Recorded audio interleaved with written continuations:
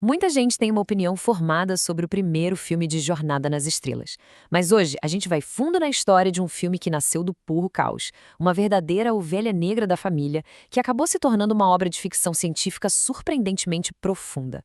Vamos juntos explorar o caos cósmico por trás de Jornada nas Estrelas, o filme. Essa frase, olha, resume perfeitamente a fama de Jornada nas Estrelas, o filme, lá de 1979.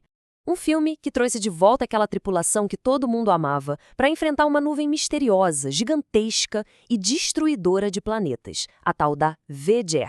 Mas a verdade é que esse filme nem era para existir. Pelo menos não desse jeito.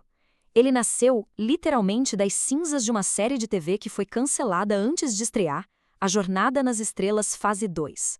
Foi só depois do sucesso estrondoso de Guerra nas Estrelas que a Paramount decidiu: opa, vamos mirar mais alto, vamos pro cinema. E essa mudança de rota de última hora mergulhou a produção num caos total. Os atrasos viraram rotina e o orçamento decolou para outra galáxia. Ele mais do que quadruplicou o valor inicial, deixando os executivos do estúdio de cabelo em pé. E antes de se decidirem pela história da Voyager, a equipe criativa viajou em umas ideias, digamos, bem ousadas para a primeira aventura da tripulação no cinema. Fica a pergunta, né? Que tipo de histórias malucas, capazes de mudar a galáxia, foram deixadas para trás na sala de roteiro? Se preparem, porque tinha de tudo. O primeiro roteiro do criador da série, o Gene Roddenberry, fazia a tripulação encontrar Deus, literalmente. Uma ideia que a Paramount achou um pouco audaciosa demais e vetou na hora. Outras propostas envolviam viagem no tempo e até desastres cósmicos. Mas o mais fascinante disso tudo é que nenhuma dessas ideias foi pro lixo de verdade. Elas ficaram ali, orbitando a franquia por anos, como se fossem uns asteroides criativos, sabe? E, eventualmente, acabaram encontrando um espacinho em outros filmes da saga. Agora imagina o desafio de reunir a turma original de novo. Não foi nada simples. Foi preciso encarar a passagem do tempo de frente e superar uns obstáculos bem pessoais. É que, na história do filme, só se passaram 4 anos desde o fim da missão de 5 anos. Mas na vida real, poxa, uma década inteira tinha voado. E essa diferença de tempo acabou dando um peso emocional de verdade para o reencontro da tripulação, algo que os produtores muito espertos decidiram abraçar. O Leonard Nimoy, por exemplo, quase ficou de fora. Ele estava decidido a deixar o Spock para trás, guardava umas mágoas por questões de direitos de imagem e chegou até a processar o estúdio. Precisou de todo o talento diplomático do diretor Robert Wise para fechar um acordo e trazer o nosso vulcano favorito de volta. E, por falar em desafios, a nova navegadora, a Ilha, ela era uma Deltan. E isso significa que os feromônios dela eram tão potentes que a intimidade com humanos podia ser fatal. Por isso ela teve que fazer um voto de celibato. Uma complicação que, segundo os livros, causava reações bem peculiares na tripulação, como no caso do Sulu. Mas essa confusão toda não era só nos bastidores, não.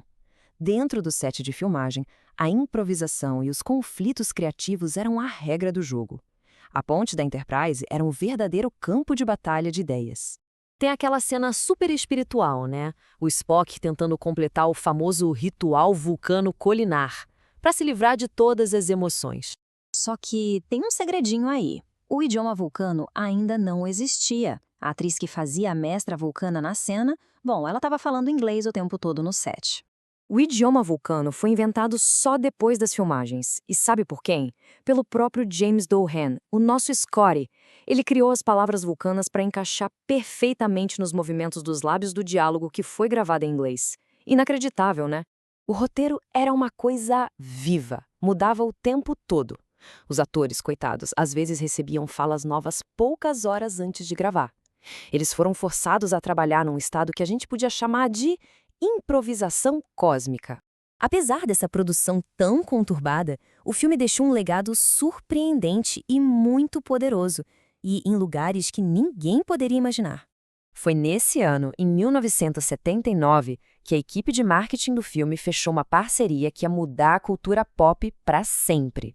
É isso mesmo. Um filme denso, filosófico, sobre o lugar da humanidade no universo, ajudou a criar uma McLanche feliz. O cosmos realmente tem umas formas bem misteriosas de funcionar.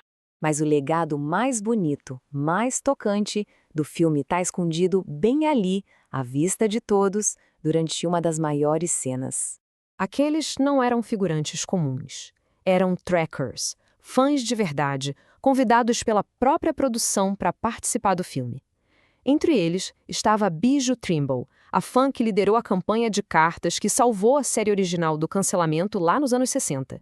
Para muitos deles, a honra de estar ali, na ponte da Enterprise, usando o uniforme, isso já era o pagamento.